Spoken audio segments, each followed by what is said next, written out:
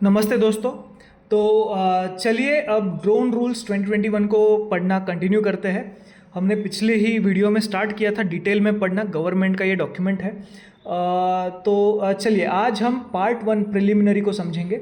नाम थोड़ा टेक्निकल लगता है लेकिन इसमें बेसिकली रूल्स का इंट्रोडक्शन और बेसिक डेफिनेशंस दिए हैं। ठीक है, पहले यहाँ पे क्या लिखा है, शॉर्ट टाइटल एंड कमेंसमेंट। ठीक है, यहाँ लिखा गया है कि इस पूरे डॉक्यूमेंट को ड्रोन रूल्स 2021 कहा जाएगा। और दूसरी बात यह है कि ये रूल्स उसी दिन से लागू हो गए हैं जिस दिन ये गवर्नमेंट गज़ेट में पब्लिश हुआ। ओके, अब सबसे इम्पॉर्टेंट बात, ये गज़ेट क्या होता है। हमने काफ़ी बार सुना है गज़ेट अलग अलग सिचुएशंस में, लेकिन आज समझ लेते हैं गज़ेट एक्चुअली होता क्या है। गज़ेट एक गवर्नमेंट का ऑफिशियल पब्लिक डॉक्यूमेंट होता है। जब कोई लॉ या रूल गज़ेट में पब्लिश हो जाता है तब वह ऑफिशियली लागू माना जाता है, वह कानून लागू माना जाता है। यानी जैसे ही ड्रोन रूल्स 2021 गज़ेट में पब्लिश हुए उसी दिन से ये रूल्स इफ़ेक्टिव माने गए। ठीक है, उसके बाद रूल नंबर 2 में लिखा है एप्लीकेशन। मतलब यहाँ सबसे इम्पॉर्टेंट बात है कि ड्रोन रूल्स जो भी हम पढ़ने वाले हैं किन लोगों और किन ड्रोन्स पर लागू होंगे। सबसे पहले लिखा है कि ये रूल्स उन सभी लोगों के पर लागू है जो ड्रोन्स ओन करते हैं, ड्रोन ऑपरेट करते हैं, ड्रोन लीज पर देते हैं, ड्रोन ट्रांसफ़र करते हैं या ड्रोन को मेंटेन करते हैं। ओके, अगर आपका किसी भी तरह ड्रोन से कनेक्शन है तो ड्रोन रूल्स आपके लिए लागू है ना। जैसे फॉर एग्जांपल आप यूट्यूब के लिए ड्रोन उड़ा रहे हैं, शादियों में एरियल फोटोग्राफी कर रहे हैं, एग्रीकल्चर ड्रोन यूज़ करते हैं, ड्रोन रेंटल बिजनेस चला रहे हैं या कुछ नहीं तो ड्रोन को रिपेयर कर रहे हैं, तो ये ड्रोन रूल्स आपके ऊपर लागू होंगे। ओके, अब दूसरी बात कही है कि भारत में रजिस्टर्ड सभी ड्रोन्स पर भी ये रूल लागू होंगे। रजिस्टर्ड ड्रोन होना बहुत ज़रूरी है। जैसे हर इंसान का एक आधार कार्ड नंबर होता है, वैसे ही हर ड्रोन का एक रजिस्टर्ड नंबर होता है। ओके, तो वो सारे ड्रोन्स जिन पे रजिस्ट्रेशन हुए हैं उन सब के लिए ये रूल्स लागू है। और तीसरी बात, जो भी ड्रोन इंडिया के अंदर या इंडिया के ऊपर से उड़ा रहे हैं उन सब पे भी ये ड्रोन लागू होंगे। यानी चाहे ड्रोन इंडियन कंपनी का हो या टेम्पररीली इंडिया में ऑपरेट हो रहा हो, उस सारे ड्रोन्स को पे भी ये ड्रोन रूल्स लागू होंगे। ओके, कुछ एक्सेप्शंस दिए हुए हैं यहाँ पे कि ड्रोन रूल्स कहते हैं कि एयरक्राफ्ट रूल्स 1937, यहाँ लिखा हुआ है एयरक्राफ्ट रूल्स 1937 सामान्य ड्रोन्स पर लागू नहीं होंगे। मतलब ऐसे रूल्स है जो एरोप्लेन्स के लिए जो कमर्शियल एरोप्लेन्स है उनके लिए बहुत अलग और बड़े रूल्स है। ठीक है, वो रूल्स इन ड्रोन्स पे लागू नहीं होंगे। ओके, एक सेकेंड, जी हाँ, ठीक है। तो और अगर कोई ड्रोन 500 किलो के ऊपर है तो ही ये एयरक्राफ्ट रूल्स उन पे लागू होंगे, वरना नहीं। बट हाँ, 500 किलो के ऊपर है तो एरोप्लेन के लिए जो रूल्स बनाए गए हैं वो भी इन पे लागू होंगे। ठीक है, फाइन। नेक्स्ट, डिफेंस फोर्सेस का एक एक्सेप्शन यहाँ पे दिया गया है कि ये रूल्स जो हम पढ़ने वाले हैं ये उन ड्रोन्स के लिए नहीं है जो ड्रोन्स इंडियन नेवी के हैं, आर्मी के हैं या एयरफोर्स के हैं या उनके द्वारा यूज़ किए गए हैं। क्यों, ऐसा क्यों? क्योंकि मिलिट्री ड्रोन्स नेशनल सिक्योरिटी से जुड़े होते हैं। उनके अपने अलग कॉन्फिडेंशियल प्रोटोकॉल्स और डिफेंस रेगुलेशंस होते हैं और वो एक्चुअली कमर्शियल से बहुत ज़्यादा स्ट्रिक्ट होते हैं। ठीक है, अब हम जो पढ़ने वाले हैं ये थोड़ा थियोरेटिकल रहेगा बट बहुत इंपॉर्टेंट है। ऑथेंटिक ऑथराइज्ड डेफिनेशंस क्या है हर चीज़ों की, इसमें काफ़ी बहुत सारी टर्मिनोलॉजीज़ है, उसको पढ़ेंगे। इसको पढ़ने के बाद आपको थोड़ा सा माइंड क्लियर हो जाएगा कि अच्छा इसका एक्चुअल मतलब ये होता है। ठीक है, शुरू करते हैं डेफिनेशंस से। सबसे पहले यहाँ पे एक सेकेंड, जी हाँ, एक्ट। यह एक्ट का क्या मतलब, जहाँ इस डॉक्यूमेंट में जहाँ भी ACT एक्ट लिखा होगा इसका मतलब है एयरक्राफ्ट एक्ट 1934 का, यानी भारत का मुख्य एविएशन लॉ जिसके तहत ड्रोन रूल्स बनाए गए हैं। सिंपल लैंग्वेज में ये पेरेंट लॉ है और ड्रोन रूल्स उसके अंडर आते हैं। ठीक है, एक्सीडेंट क्या होता है? अगर ड्रोन ऑपरेशन के दौरान किसी व्यक्ति की डेथ हो जाए, सीरियस इंजरी हो जाए, ड्रोन बैडली डैमेज हो जाए, ड्रोन मिसिंग हो जाए या ड्रोन मिल ही ना पाए, मिसिंग हो जाए, तो उसे एक्सीडेंट माना जाता है। ठीक है, एग्जाम्पल मान लीजिए शादी की शूटिंग के दौरान ड्रोन क्रैश होकर किसी व्यक्ति को चोट पहुंचा दे, तो यह डीजीसीए के हिसाब से ड्रोन एक्सीडेंट माना जाता है। ठीक है, और उसकी पेनल्टीज़ वगैरह है, हम देखेंगे आगे कैसा है। एरोप्लेन बेसिकली क्या होता है, बचपन से सुनते आ रहे हैं, आज देख लेते हैं ऑफिशियल क्या है।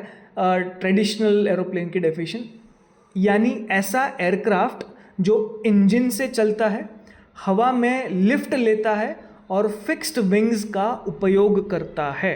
ठीक है, तो इसका बेसिकली मतलब होता है एक्सीडेंट, एरोप्लेन। ओके, एग्जाम्पल जैसे हमारे पैसेंजर एरोप्लेन हो गए, कार्गो एयरक्राफ्ट हो गया, या ये एरोप्लेन कैटेगरी में आते हैं।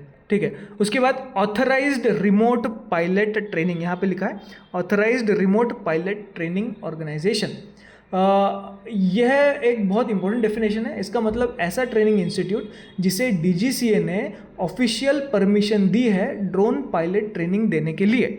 मतलब अगर आपको 4 व्हीलर सीखना है तो किसी से भी सीख सकते हैं ना, बट ड्रोन का ऐसा नहीं है, ड्रोन उड़ाना ऑफिशियली आपको कोई भी नहीं सिखा सकता है। डीजीसीए क्या करता है, बहुत सारे इंस्टीट्यूट्स को परमिशन देता है कि आप हमारी तरफ से लोगों को ड्रोन उड़ाना सिखाएंगे और उनको लाइसेंस भी देंगे हमारी तरफ से, डीजीसीए की तरफ से। ठीक है, तो ऐसे ट्रेनिंग इंस्टीट्यूट्स को आरपीटीओ बोलते हैं, रिमोट पायलट ट्रेनिंग ऑर्गेनाइजेशन। ठीक है, तो हम आरपीटीओ के बारे में डिटेल में एक लेक्चर करने वाले हैं जिसमें इंडिया में कितने आरपीटीओज है, कौन से आरपीटीओज है, हम कहाँ देखेंगे कि कितने आरपीटीओज है, ऑफिशियल अनऑथराइज्ड को कैसे समझेंगे। ठीक है, तो जी हाँ, बने रहिए और ढूंढते रहिए। आगे है ऑथराइज्ड टेस्टिंग एंटिटी। ठीक है, इसका मतलब है कि ऐसी ऑथराइज्ड ऑर्गेनाइजेशंस जो ड्रोन की टेस्टिंग करते हैं टाइप सर्टिफिकेशन के लिए। हर ड्रोन का, जैसे हमने पिछले बहुत सारे वीडियोस में ड्रोन के अलग अलग टाइप्स पढ़े हैं, है ना, तो ऑर्गेनाइजेशंस ऐसी जो पक्का बता सके कि आपका ड्रोन या ये जो ड्रोन है ये कौन से टाइप के अंडर आता है, क्योंकि हर टाइप के लिए रूल्स अलग अलग है, हर टाइप के लिए रूल्स और फॉर्मेलिटीज़ अलग अलग होती है। ओके, तो वो सारी एंटिटीज़ जो ये बताएगी कि आपका ड्रोन किस टाइप के अंडर आता है, उसे हम बोलेंगे ऑथराइज्ड टेस्टिंग एंटिटी।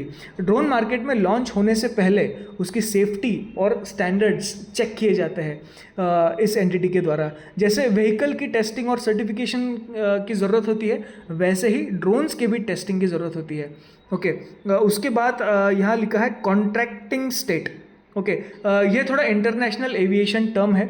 इसका मतलब सिंपल भाषा में बता देता हूँ, ऐसा देश जो इंटरनेशनल सिविल एविएशन कन्वेंशन का मेंबर है, ICAC, international civil aviation convention, इसका अगर मेंबर है तो उसे कॉन्ट्रैक्टिंग स्टेट बोला जाता है। तो वो देश जो इंटरनेशनल एविएशन अग्रीमेंट्स फॉलो करता है वो, और ऑलमोस्ट सारे देश करते हैं, और हाँ, इंडिया भी एक कॉन्ट्रैक्टिंग स्टेट है।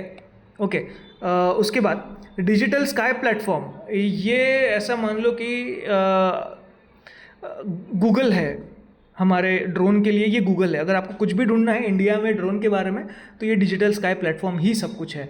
अब ये ड्रोन इकोसिस्टम का एक बहुत इंपॉर्टेंट सिस्टम है। यह डीजीसीए का ऑनलाइन प्लेटफॉर्म है जहाँ पे drone registration, permission, approval, certification और पायलट रिलेटेड एक्टिविटीज़ मैनेज हो जाती है, और ये ऑफिशियल है। एक पूरा सेशन हम रखने वाले हैं कि ये जो डिजिटल स्काई प्लेटफॉर्म है ये कैसे ऑपरेट होती है, कैसे मैनेज होती है। ठीक है, एक सिंपल बात अगर बताए कि ड्रोन का ऑनलाइन आरटीओ समझिए। ठीक है, जैसे कार रजिस्ट्रेशन के लिए आरटीओ होता है, वैसे ही ड्रोन के लिए डिजिटल स्काई प्लेटफॉर्म है।